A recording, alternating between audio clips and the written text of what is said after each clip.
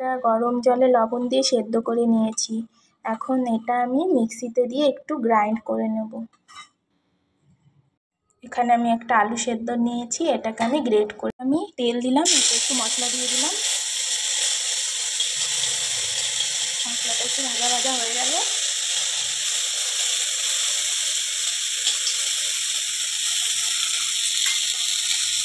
দিয়ে দেবো আমি গ্রেট করা আলুটা।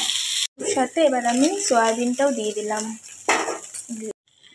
সয়াবিনটা দিয়ে হলুদ লবণ দিয়েছি, এবার একটা ভালো করে মিশিয়ে নেব।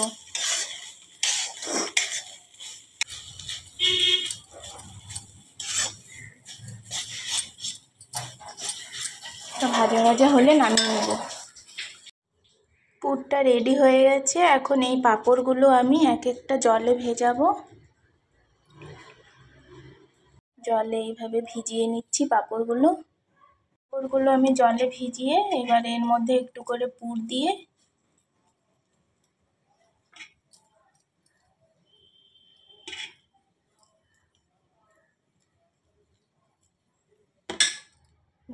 এটাকে এখন আমি বন্ধ করে দেব। মোগলাইয়ের মতো করে এটাকে আমি মুড়ে দিচ্ছি।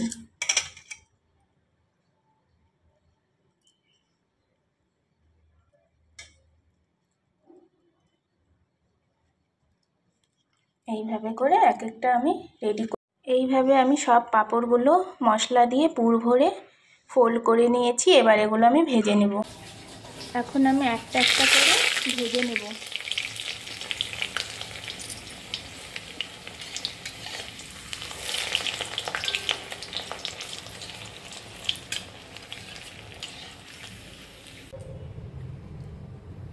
এই যে আমি সবগুলো পাঁপড় ভেজে নিয়েছি সয়াবিন আলুর পুর ভরে। এগুলো দেখে একদম মনে হচ্ছে ছোট মোগলাই, মিনি মোগলাই। সবগুলো আমার ভাজা দিকে তেলে আমি জিরে, তেজপাতা আর গরম মশলা ফোড়ন দিয়ে মশলাটা দিয়ে দিব। এই মশলায় আছে আদা, লঙ্কা, টমেটো, জিরে, ধনে বাটা।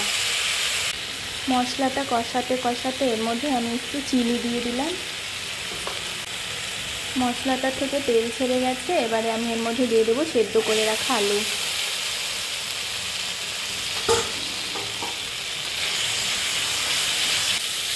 আলুটা ভালো করে কষানো হয়ে গেছে।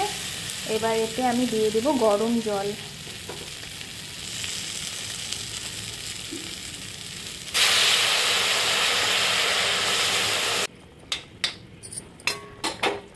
আলুটা আমার অলরেডি সেদ্ধ হয়ে আছে, তাই আমি বেশিক্ষণ আর সেদ্ধ করব না, জল ফুটে উঠেছে।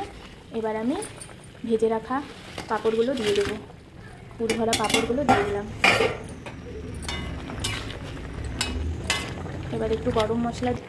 পাঁপড়ের তরকারি আমার রেডি। এবার আমি গরম মশলাটা দিয়ে দেবো।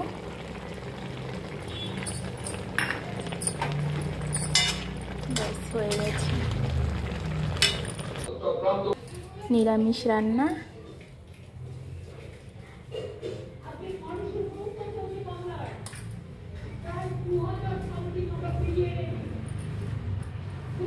এটা নিরামিষ অমলেট কারি, ডিম ছাড়া।